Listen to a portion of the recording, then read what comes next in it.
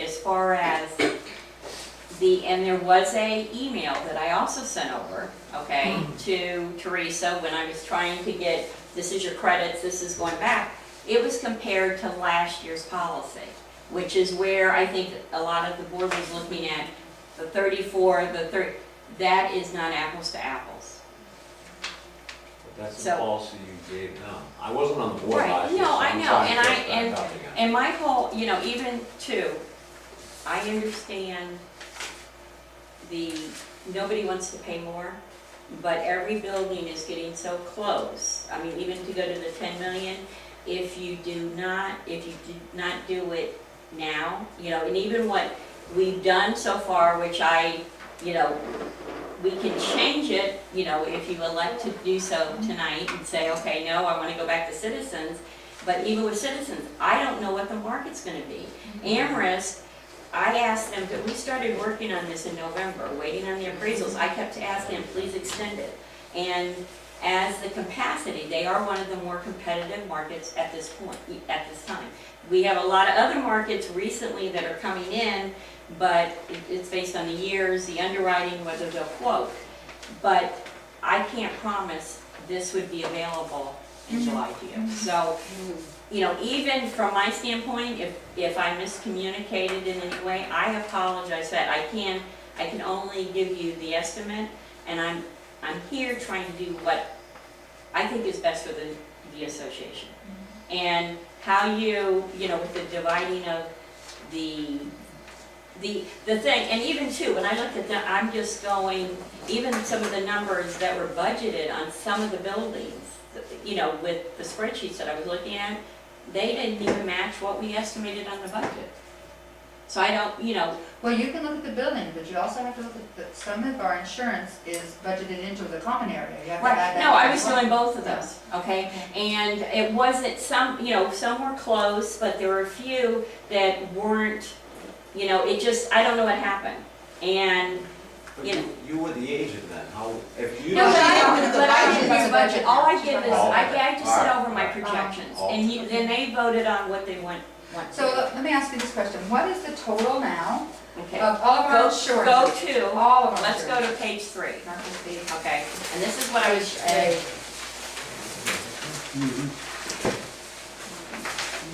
okay. For 209, okay, to 210. And that included the flood.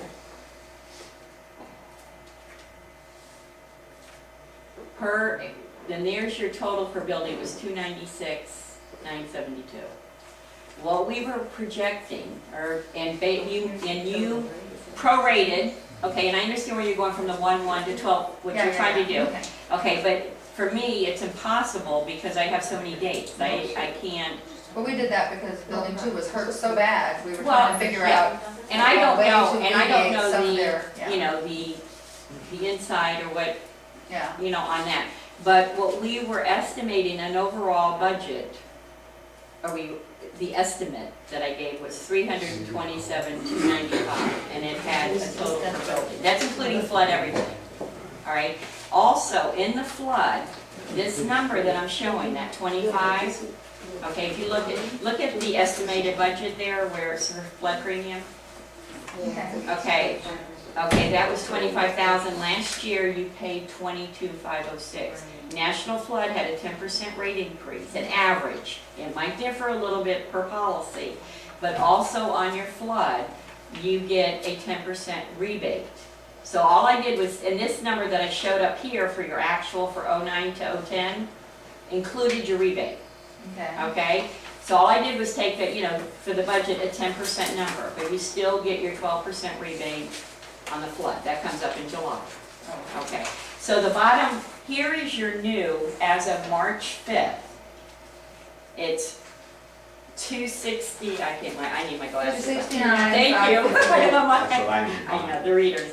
And that's even, you were paying last year overall $296,972. So that's lower, and you're locked in, right now, based on what we did, we're locked in till March 5th of 2011. When does the current policy expire?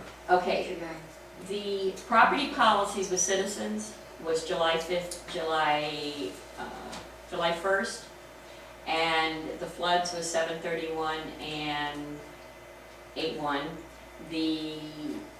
All your other general, and that's why we were targeting more toward this March date. Your general liability, the D&Os and umbrella and the auxiliary, thank you, I'm not even, coverages expire, I'm tired, okay, was March 31st. Now, You're in good company. good, I'm glad, please, I'm like, so what we did also on these policies, the general liability, the D&O, everybody, and even when we finance the annual, but we've asked them to issue the policy from March 31st till March 5th next year. So next year, all the flood will renew, not all your flood, everything but the flood will renew on March 5th next year. So there'll be a few dollars in there too that's going to be a little bit different on the financing. But, again, if I miscommunicated, there was because I know when Sheila called me the other day, and I was like, and then going back through the 90%, because there's a rating where you decrease your value, but you also lose 5% credit on the rate. So it changed the values, but then when I finally got this done today, even at the 90%, it's an overall compared to what you're facing in July. So in July, I don't know that Amherst would be there. Also with citizens, even with citizens where we broke down the buildings, we would have to fight with them, or we would have to cancel and rewrite and resubmit the new appraisal. Yeah. Okay, and so it's just, because with citizens, you can call up there one day, you get an underwriter, they tell you one thing. You can call another day, and we have to fight. We have to fight with them. And the other thing too, because there was another issue that somebody brought up about whether the building, the way the appraisal broke it down, whether that was legal. Yeah. Okay. The citizens, the way normally with one building in the past, if you have a common roof, okay, it's considered like a high-rise, 15 stories straight up. You don't have what you have here, like a garden style type building. The only way in rating, and years ago with the insurance companies, and everybody has their own underwriting rules. If you had separate firewall divisions that went all the way through, you could possibly divide it into break down those buildings into fire division if the carrier would allow you. Okay? With what we did here, because you have, if this, like this building here at Complex 1, okay, even though it looks like, okay, you might be able to divide that in 4 sections, you can't because that roof is contiguous, okay? Yeah, okay. And then here with citizens rating, which again, we would probably, even to go back and say, okay, we want to do this with citizens, we want to break down the values, we're going to have to clear case, or we're going to have to rewrite and submit the new appraisal to them.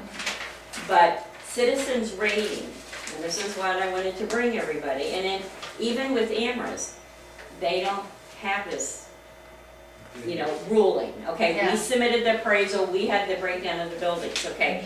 Citizens and their rating, it says single buildings is rating as one building when they communicate through unprotected openings.